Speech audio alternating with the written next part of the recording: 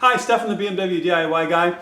My project today is going to do a brake flush on a 2001 E46 330. This is a really important thing to do. Your brake fluid will collect water over time, and it gets less and less efficient. It doesn't work as well and can start to corrode the internal components that go along with your master cylinder and the rest of your brakes.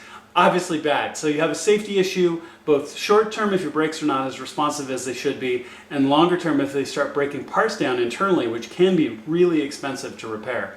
So brake flush is something that really you can do with minimal tools and really not that much time. You can get it done in less than an hour. If you're quick and you're familiar with it, you can get it done in less than half an hour, but it really isn't that hard. Now, one real quick thing, brake fluid is caustic, so I'll mention it a couple of times when we're out working on the car.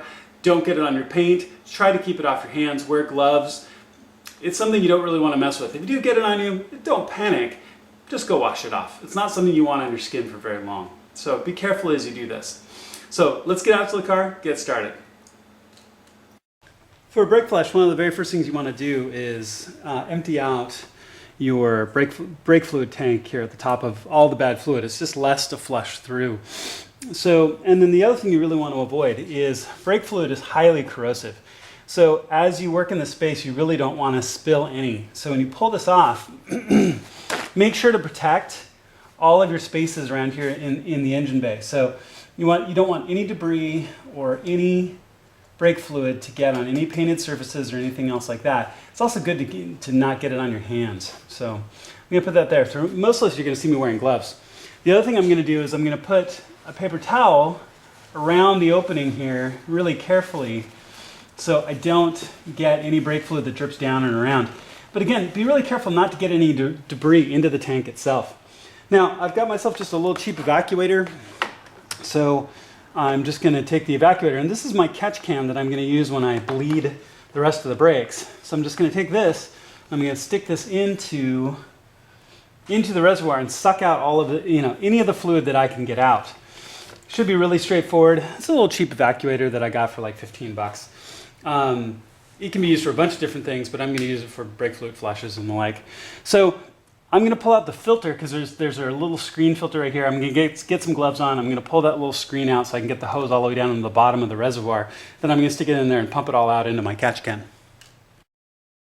Next thing we want to do is we want to attach our power bleeder. You can get these from many, many different places. If you look in the comments on the video, you'll see where I got mine, and I've got it linked. I've used this several times now, so you just screw this onto the top of the reservoir nice and tightly so it's got a good seal. So then you're going to pour clean brake fluid. Now, make sure that you check for your car what the correct brake fluid is. So I'm putting in Motul as a brand. I like them as a brand. Make sure to use fresh, unopened brake fluid, because brake fluid sitting in a container will pick up moisture after a while.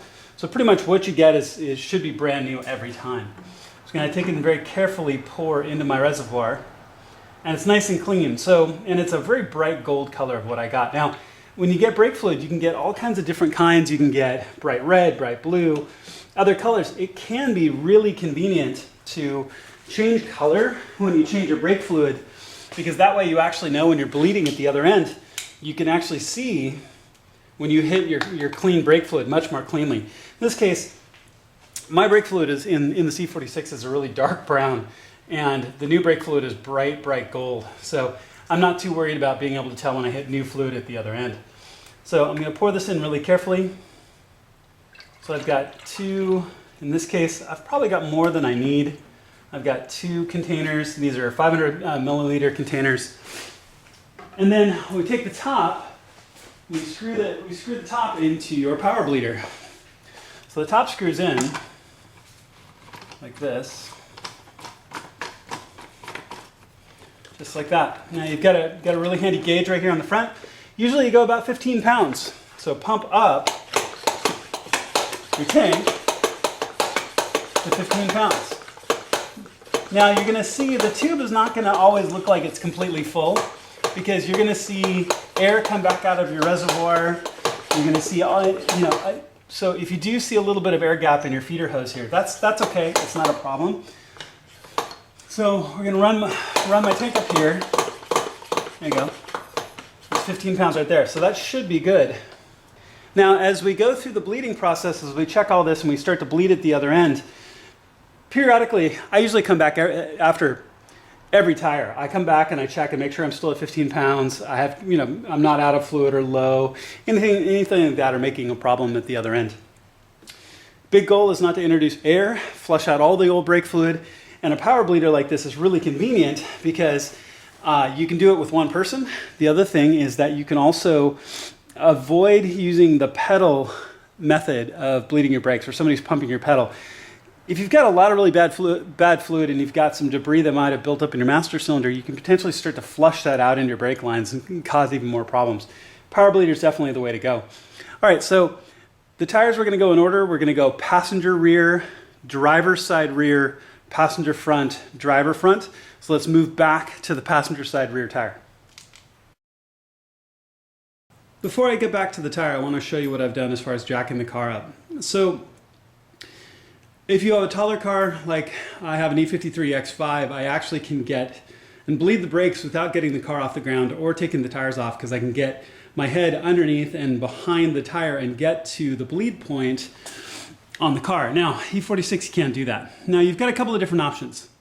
Now, really, it comes down to tire on or tire off. And for me, it's the same amount of effort to get the car up in the air, because you've got to jack it up 4 times, potentially, or twice, and then you've got to take the tires off, so on and so on. It's a bit of a hassle. And if I'm going to jack it up, I might as well jack it up once, and I can do it all at once if I can get behind the tire. So this is the driver's side jack point. Now there's a little jack pad right there. I put my low profile jack underneath there, got the car up in the air, and then I put my jack stand directly underneath the jack pad behind it.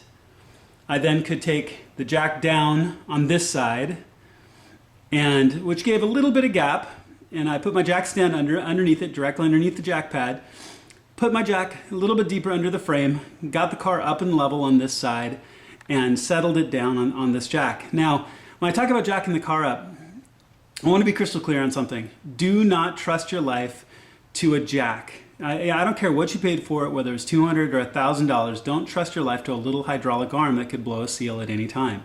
Use jack stands. So what I've done is I've got jack stands on this side, holding up, and I've used a little bit of lumber on this side to give myself a little bit of extra cushion against that jack stand, or between the jack stand and that jack pad that's directly underneath the car. And then I've done the same on the other side as well. This allows me to get underneath the car equally on all sides and the car's level. So this way I can actually stick my head underneath the tail on both sides, and I can stick my head underneath the tire on this side to get to the bleeding point, attach my bleeding bottle, and loosen that little bleeder to let the brake fluid out. So I'll show that back on the passenger side rear, underneath the tire. But at this point, I could take the tires off, but I really see it as extra effort, and I really don't see a reason to do it if I'm going to put the car up in the air anyway. Okay, let's go back and look at that back passenger side. So I've got my head underneath the tail of the car. So this is the inside of your rear passenger brake caliper. And you can see this little nozzle right here. Now normally it's got this plastic or rubber cap over the top of it, so make sure to put it back when it's done. Just flip it off. And what you'll do is you'll take the hose of your bleeder bottle and attach it to that. So I've got my hose and I'm going to attach it right there. And I've got pressure on the system at the other end, so it's going to push all of this bad brake fluid out. So I'm going to attach the hose, and then I'll use my wrench and gently loosen right here. So you can, as you can see, right here is the nut, and it just gently counterclockwise. So in this case, it'll be down to loosen. And when you tighten it, when you see the fluid run clear, then gently tighten. Do not over tighten this connection. Just snug enough that you see the fluid stop flowing, and you should be fine. This is the process you're going to do on all 4 tires, and you start at the furthest one first, which is why we're here. So I'm going to attach the bottle and start the bleeding process, and I'll show you as I move on. So all 4 wheels are done, all 4 calipers. Like I said, passenger rear, driver side rear, passenger front, driver's side front. Do it in that order unless your owner's manual says otherwise. On an E46, you only have one bleeder nipple on each one. If your car is different, if you're watching this for a different car and you have two, there's potential to have two bleeders per caliper, depending on what you're doing. Whole different vehicle. Like I said, we're looking at an E46 in this case. So now we're back up to the front. Now our power bleeder is still under pressure at this point. The last thing you want to do is open it here at the reservoir. You'll blow brake fluid all over. So what you want to do is actually open it gently here at the reservoir. Just open it, loosen it slowly, and it'll bleed pressure back out. There we go. That way everything runs back into the reservoir, and that'll be good. And then you can release it at your tank. Again, be really careful not to get brake fluid anywhere. If you do, clean it up immediately. So you can let go. You can remove it here at the reservoir, and then what you'll want to do is top your tank off to the appropriate level where it's marked to be full. Make sure that you top it off with the same fluid that you put in. I've reserved a little bit in one of the bottles that I've opened. I still have a little bit left in the bottom. Actually, quite a bit left here in the bottom of my tank. So I probably overbought this time, but honestly, it's a lot better to have too much than too little. So I over-purchased a little bit this time for this particular car, but I'll be good to go here. So all of them have been bled. It's all ready and good to go. I'm going to release this, top it off, put the cap back in, button the car up, and then test the brakes, and it should be done. Back in after a quick test drive, make sure the brakes feel great. And actually, I noticed a little bit of difference. They seem a little more solid, which doesn't surprise me. They were definitely due for a brake flush. Had a pretty high moisture count in the older brake fluid, and it looked terrible.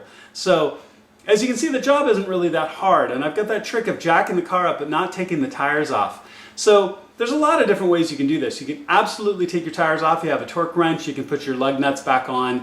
Some people prefer to do that and find it's just easier. They don't mind taking their tires off. For me, if I'm going to jack my car up anyway, I'm just going to stick my head underneath the car and get to those bleed points so I don't have to take the tires off. To me, it seems simpler and faster. Maybe it's a trick. Maybe it'll work for you.